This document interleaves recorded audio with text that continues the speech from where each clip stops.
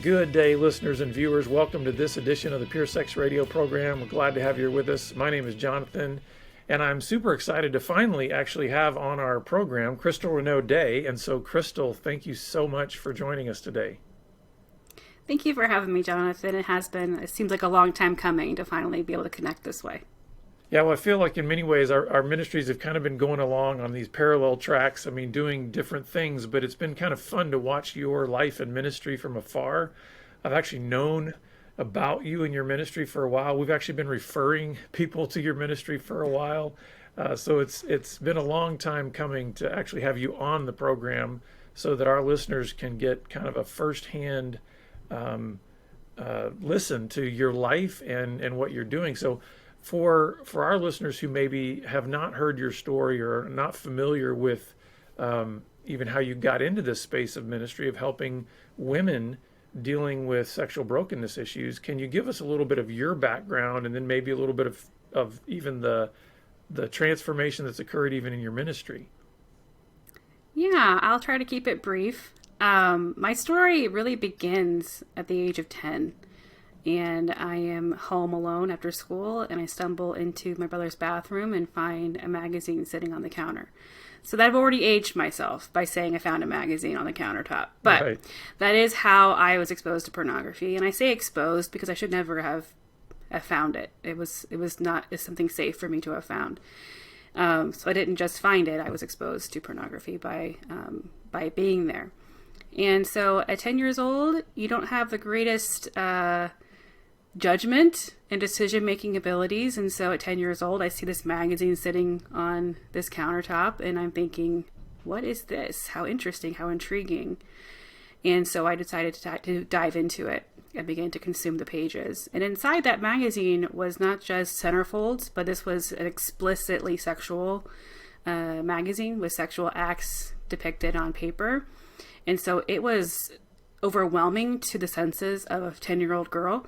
And it was overwhelming to my body, my mind, my heart. And it was, again, intriguing. But I also had this sense of shame. Like, this is not meant for me. This is not something that I'm supposed to be looking at. And yet I kept engaging with it. And instead of going to my mom or my dad and saying, this is what I found in my brother's bathroom, you should make him be in trouble. I just kept it as secret as he did and kept going into that bathroom regularly every day after school for quite a while. But then one day, and it's hard now to look back 26 years and say, what was the evolution of that exactly? But one day, there was no magazine, and it was gone. And I just didn't know what to do with myself. At that point, it was like I had become, fixed on it and hooked on it, and I needed more of it. Didn't know where to get it from, though. And at that point, you're talking, I don't know, 98, 99. The internet was just dial up. There wasn't much availability, but there certainly was cable. And I would go, on the TV and try to find things that would provide that same kind of jolt, that same kind of hit, excitement that I'd get from that magazine. And eventually I would go on the internet when we got that in our home. And this was something that just progressed and progressed and progressed and never told anyone. And I remember being back at church at 15 and going to a summer camp and being terrified because if I go to summer camp, then I can't watch porn, I can't masturbate, I can't do all these things that I have now become so engrossed in. And still went and still had my experience there. And thankfully, in that space, in that time, before that I wasn't really a Christian. God was in the home, but I didn't have a personal relationship with him. And of course, with my porn use, there was so much shame that God was far from me at that point. But I'm at this summer camp and I hear this sermon from the camp pastor saying that you have a Father in heaven who loves you and who loves you unconditionally. And for me, with my father, my earthly father, who while he was in the home, he was distant, unavailable emotionally, having a father who loved me and who loved me unconditionally somewhere in the universe seemed like a great thing. And so I signed up for that and received my salvation at 15 years old. But, I didn't all of a sudden not have an addiction to porn. That was still there. That was still a part of my story. And of course, becoming saved, my salvation, and then still struggling, the shame of it was just compounded. Because I'm thinking, why am I still struggling? Why can't I overcome? I thought, God washed my sin clean, and all this stuff. But I still struggled. I think that's the misconception too, is that, as Christians, we don't struggle, but we continue to struggle just like non-Christians do. And for me, it was, again, it progressed, and I didn't know who to talk to, didn't know how to tell someone, because at that time, specifically, women were not talking about porn use as it related to themselves. It was mostly about husbands.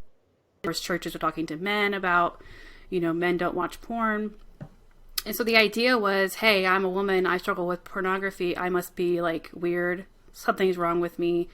And so I didn't tell anybody because of that isolation and shame that was just so much heavier, because I felt alone. And it wasn't until I was almost 19 years old, so we're talking close to a decade of struggle by myself, isolated, that I even told anybody my story. And the only reason I told someone my story is because they told me theirs. This woman named Anne shared her story with me, talked about her struggles with porn in high school. And I didn't know why she was telling me this story. I thought maybe she knew something about me. It was trying to bait me. But thankfully, as we've seen so much in culture lately, the two most powerful words in the English language are Me Too. And I was able to have that conversation, that Me Too moment with her, and finally be open and honest and in conversation and accountability with somebody about my struggle with porn. But not only that, but going to counseling and getting help for what was underneath all of that behavior. Why was I driven to pornography? Why did it satisfy the longings of my heart in such a counterfeit way? And so that was a process of healing and recovery. And it was one that I was happy to keep silent for a very, very long time. I really had no plans to ever share my story publicly. And I was really of the mind frame of, thanks, Jesus, let's move on. I have my healing, my recovery. Yay, thank you. But fast forward at that point, 5 years, I guess, I'm on staff at a church, my same church that I had gotten saved at. And our pastor had a moral failing, as they say. He was forced to step down due to a long-term affair with another staff member. And that was really jarring for me. One, because this pastor was a spiritual father for me. We were very close. He cared about me. I cared about him. And so it rocked my foundation a little bit. And I had to kind of recenter, who's on the pedestal, this pastor or God? And that was kind of my come to Jesus again kind of, event, sort of. But it was the catalyst of starting my own ministry for sexual brokenness. Because it was something that became so aware to me that pornography, sex, affairs, all these behaviors, sexual brokenness could impact those who you would never suspect. And I felt God was calling upon my heart to say, you have a story to tell. You've been through something, and you need to start sharing that story with other people. And so at that time, I was blogging a little bit, but I ended up totally restructuring my blog into something called Dirty Girls Ministries, which was the infancy and the conception of my ministry. Back in 2009 was when Dirty Girls Ministries really was founded. But prior to that, I started leading groups at my church in 2007. So I've been doing this work for 14 years, which is unreal to think about. But Dirty Girls Ministries, it evolved. I was able to create books and curriculum and write and get opportunities to share my story and globally, and really provide a place for women to find help, hope, and healing. And that has been my heart and my mission ever since. And in that course of time, I went back to school. For those who don't know, you probably don't know, but at 19 years old, when I was in recovery, I failed out of college with a 1.7 GPA. because I just couldn't handle what was going on at that time. And fast forward, I guess a decade, I've graduated with my master's degree with honors, because I had a purpose and a mission on my life that God has given me. So I'm now a certified coach and a pastoral counselor, master's level, and we revamped Dirty Girls Ministries in the last year as well. Dirty Girls Ministries was a nonprofit for that basically 10 years. But over the course of time, as my education has grown and things like that, I dissolved it as a nonprofit and rebranded it She Recovery, sherecovery.com, and that sits under my counseling practice, Living on Purpose. And so that is where we are today, with lots of resources and things available. But sorry, it's not short. My story is long, but that's where we are today. Well, I appreciate you sharing that. And there's a couple of things I wanna just highlight and maybe even draw out a little bit more in your story, and even how it relates to ministry.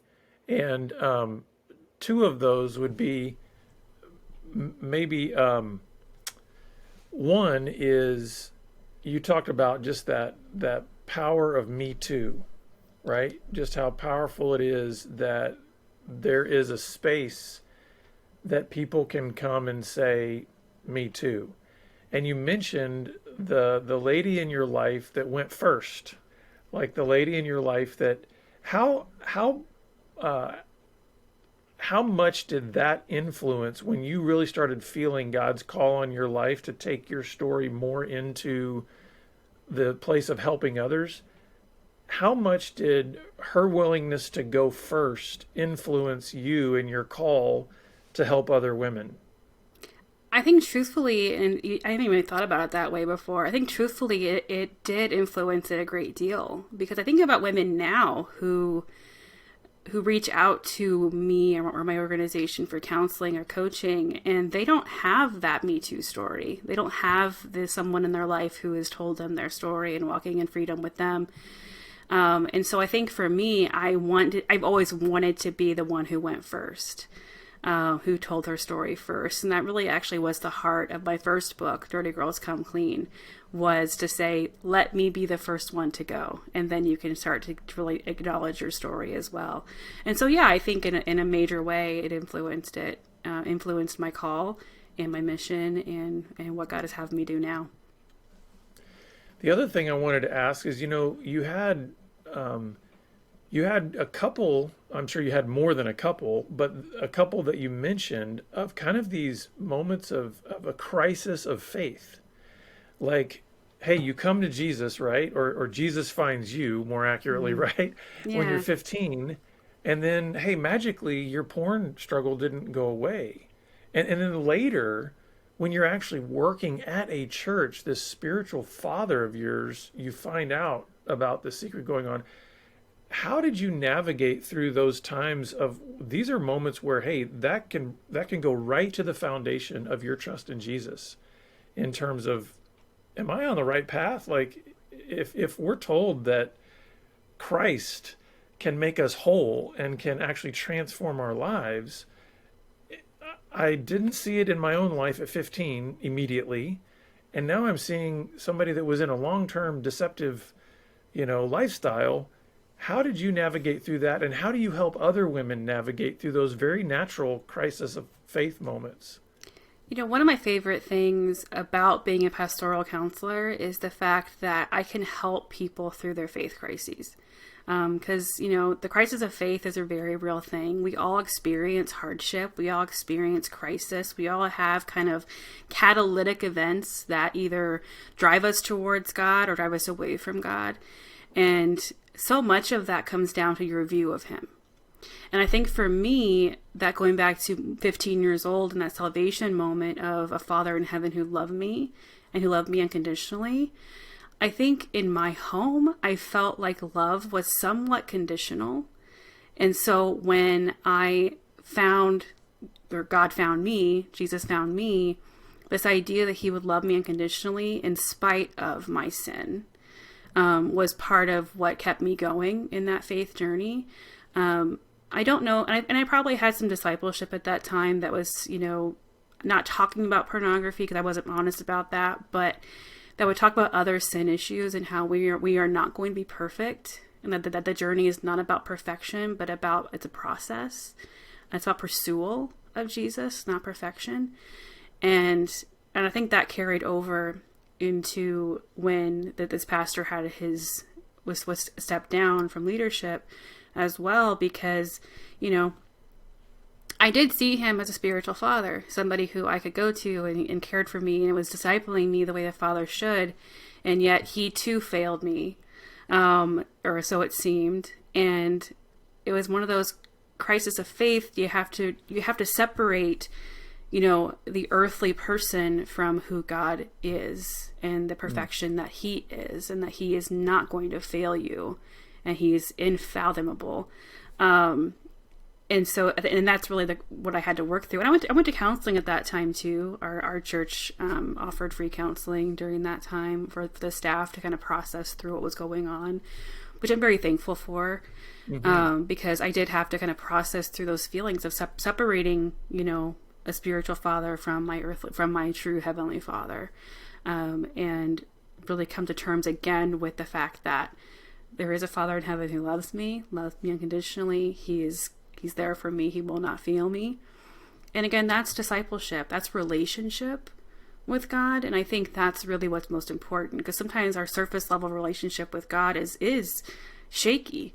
And if it's not a deep relationship, if it's not rooted in intimacy with him, then those earth-shattering catalytic events can really cause us to fall away. Mm-hmm.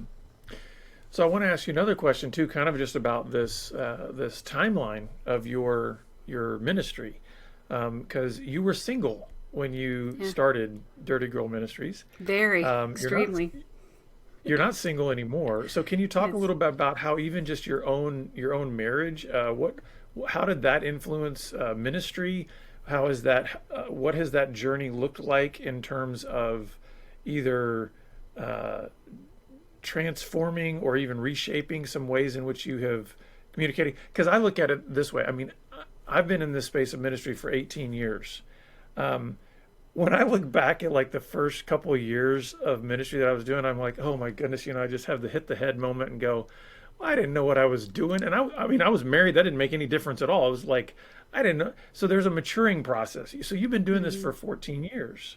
So I want to kind of get all of that mixed together in terms of like, what was it like to start in this space of ministry as a single woman, and then now you're married? I mean, I assume that doesn't do anything to change the message. Right. Because when we think about God's design for us in terms of sexual beings, I think there's a universal message there that doesn't matter whether you're married or single. But I just love to hear your progression of how you've transformed over 14 years in ministry and marriage. Yeah, I mean, I've been doing this ministry in some fashion for 14 years. I've been married for 3, or just about 3. And so, yeah, I've spent a lot longer single doing this ministry than I have being married. For a very long time, and this is a message for singles that I think I'm about to preach right now, is this idea that we don't wait for marriage to start your life. You don't wait for marriage to pursue your calling. And I think that for me was the biggest thing, is that, at 23, 24, I'm blogging, I'm doing groups. And then at 25, 26, I'm releasing books and starting nonprofits. Like, that's insane. And I look back on that time period, and it's like, I've lived like 1,000 lives in the last 14 years doing this ministry and doing the work that I do. But what was so important through all of that is I don't know that if I got married at 25, would I have done this? Would I have pursued this the way that I have? And because really it was the confidence of knowing I was doing what God was calling me to do is really what made me continue to have that confidence going into marriage. Because I was able to explain to the man I'm dating, this is what God's called me to do, whether you like it or not. Right. And, then I've been doing this for a very, very long time, and I'm not going to stop. So if you're comfortable with it, we're not for each other. And that's really what happened. He was very, very receptive early on. And of course, my porn story, when you think about telling someone you're dating about your porn story, like, you don't usually do that the first date, but because of what do you do for a living, it just comes Right. right out, right? And so it was one of those like you'd be able to rule him out right away if he's not going to be able to handle it, you know. That's But a I major litmus test, right? it is, yes. And he was just so receptive and thought it was amazing. And he had his own journey, not with porn, but other mental health issues and different things that he worked through and overcame. And you know, so there was things that we had mutual understanding about our previous life experiences. And even now, you know, there's things about what I do that I don't think I could have truly pursued had I not gotten married, Hmm. simply because of the security of having another income, you know, with my Yeah. husband. And so, like, actually saying that I'm going to go full time with just living on purpose and she recovery, which is what we ended up doing at the beginning of COVID last year, was I quit my other jobs. Well, actually, I was an assistant and lost my income for one of those jobs, and then I stopped working at a counseling center because we were locked down. And Mm. so it really was kind of that, okay, we're just going to do this. We're going to pursue this and see what happens. And I don't think I could have done that in singleness. You know, I would have had to figure it out other things. So to have the support of my husband is you can't put a price on that. And I'm very Yeah. thankful. And I want women who are struggling with porn to hear this, who are single, because like you can overcome your struggle. We know that, but it's also not going to keep you from a wholeness of marriage that God has for you. Because, you know, I was certainly not a virgin when I got married. When you're thinking about virgin of mind, physically I was, but not of mind. And yet Mm. we have such a full marriage intimately, physically, emotionally, and Hmm. spiritual intimacy that are so full. And I want women to know that that's possible for them as well. I didn't think I would get married. I was 32 years old when I met him, and in purity culture standards, that's like a grandmother.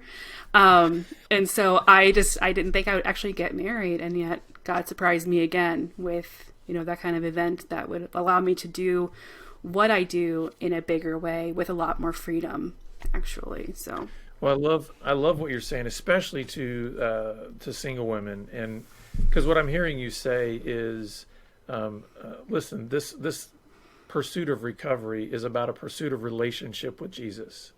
And when you start doing that, the intimacy that you build with Him, He will guide you in whatever the next part of the journey looks like, whether that is marriage or some ministry or something else. yeah, So I love that because I think you're bringing it into what is most important for a woman to pursue in terms of wanting wholeness in her life.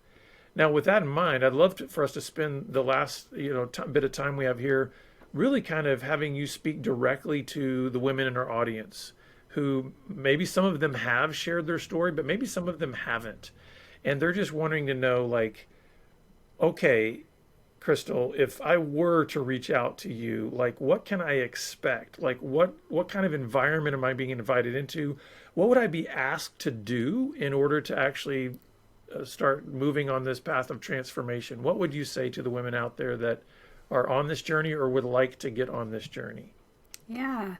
You know, one of the first things that I say to women who come to us, and we offer free consultations for counseling. So if you're interested in that, you know, there's no risk. Just have a conversation with myself or my other team members, and we can see if it's a good fit. But one of the first things I like to make sure that they understand is all of this sexual brokenness, whether it's pornography, whether it's compulsive masturbation, whether it is you're having you're having random sex, you're sexting, whatever it might be, that it has become compulsive and addictive. These are just behaviors. And so if you're coming to me and you're thinking, I want to stop watching porn, I want to stop masturbating, I want to stop doing all these things that are bringing me shame, it's not enough just to talk about the behavior, because behavior modification doesn't work. What happens with behavior modification is that you stop one behavior, but then all of a sudden you're going to the fridge too much, or you're shopping too much, or you're, you know, whatever. We transfer addiction. We call that addiction transference. And so we have to look at the why. And that's what you're going to experience with She Recovery is uncovering the why of your behavior. what's driving it? What was the cause? Is there some root childhood issues like me that I was filling intimacy needs and affection needs with porn? Or did you have sexual abuse in your background? Is there something else that went on that was the catalytic event for making you susceptible to this type of behavior? Because we have to get to the root of it in order to get through it. And I don't know how you feel, Jonathan, but I come from the perspective and the philosophy that once an addict does not mean always an addict. I truly, truly believe in total restoration, total redemption, total freedom. If you do the work, Yeah. which the work that is required of you is digging deep, digging down into what's the cause of this, but also digging deep into an intimate relationship with Christ. Let him restore, let him redeem, let him remold your heart and your mind into balance again. Because I always talk about how, addiction is it's behavior out of balance. And so let's let God, who is not a God of chaos, but a God of order, help you to restore what has become out of balance. Because we are all designed to be sexual beings, single and married. We are sexual beings, but we have to be in balance about what that means, and in alignment with God's standard for our marital season. So that's really what they're going to see from me. I'm tough. I'm a tough coach. I'm a tough counselor because I've been there. I know what all of the lies and the deception and all of the stuff looks like. So I know how to pinpoint it. And my team as well are all recovered addicts as well. So we know what we're looking for. We know what we're looking to do, and know what to do to help you get where you need to be. Yeah, well, I definitely share your philosophy. I always like to tell people we believe that you can be totally free from your addiction, even if you are not totally free from temptation. Yeah.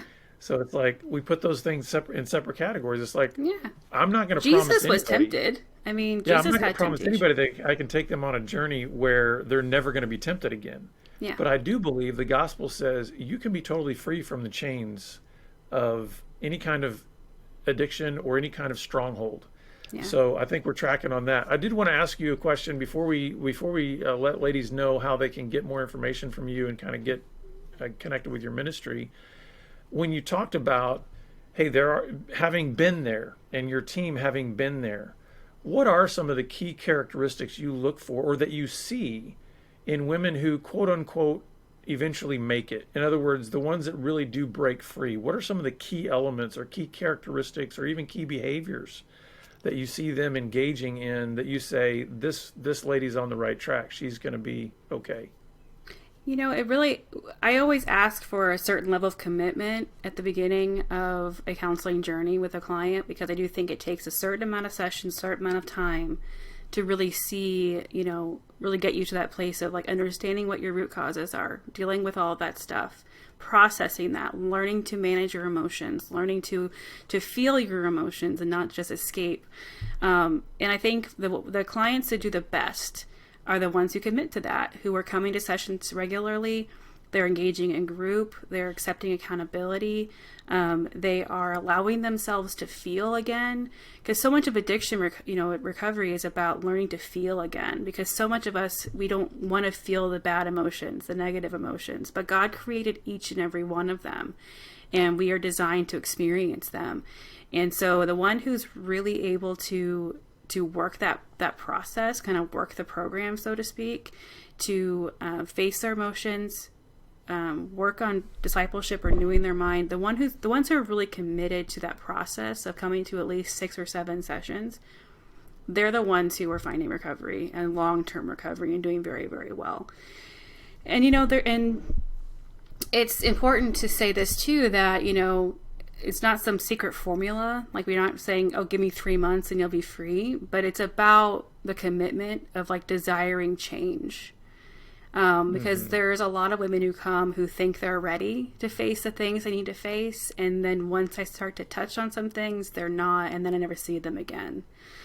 So there really has to be a readiness, and those who came ready are the ones that do well. Yeah. And I think I love the fact that you're also inviting them into really a growth mission, Yeah. because I think Crystal, if I were to ask you bluntly, hey, are you totally finished with your journey in terms of like maturity and wholeness in Jesus? And it's like, I think you would probably say, I probably still have a few more things that I need to work on. But you can Yeah. also say, with total honesty, you're totally free from addiction, Yes. right? Yeah. Mm-hmm. Totally So, free from which is addiction, more but there's, important that, which yeah. is more important that a person just be quote unquote free from addiction, or that they be on this lifelong journey of continuing to grow and mature in the relationship with Jesus? Is that kind of what you're inviting these women into ultimately long term? Ultimately, long term, I think all of it is a discipleship process of sanctification. Is the ebbs and flows of life.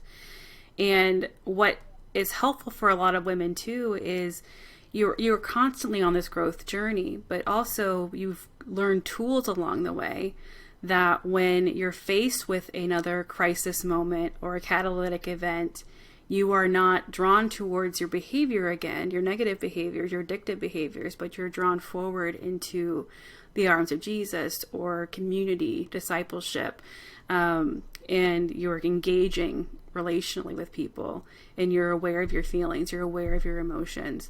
And that's really where, once I see someone doing that, that's what I can see, like they are on this growth journey and they're doing it well. I can't say that sexual brokenness is really, I'm not going to say I've ever arrived at being totally temptation free from that, but there's other areas of life that have come along that have been difficult for me, that have, you have to ask yourself, how are you going to manage these feelings? Like right now I'm walking through an 18-month infertility journey, so it's difficult and it's hard, and I don't wish this on anybody. But every once in a while there's that inkling of wanting to escape, and it's not escaping necessarily into porn or masturbation or by myself or away from my husband, but it's other maybe escaping behaviors like binge watching a show on Netflix instead of engaging in my feelings or going to counseling or talking to my husband about my feelings. So there's all kinds of things you can look at and say that's also not imbalanced behavior, and you're still escaping your feelings, that I have to keep in check myself even today. Yeah. Thank you for that. I think you just modeled what vulnerability looks like in the journey, because Yeah. I think we do need to continue to be open about those things, because what you just expressed was, hey, you know what? That original training that you received that says we need to look at the things behind the behavior, those are things that are still serving you well today, right? Yeah. Whenever these other issues are coming up. Yeah. So this has been a phenomenal conversation, Crystal. I just want to commend you and thank you for responding to that call of God to say, hey, step out, tell your story, go first, so that you can help other women tell their story as well. Yeah, I never knew that's what he was going to have me do, but I'm very thankful for this journey as well. Yeah. Yeah.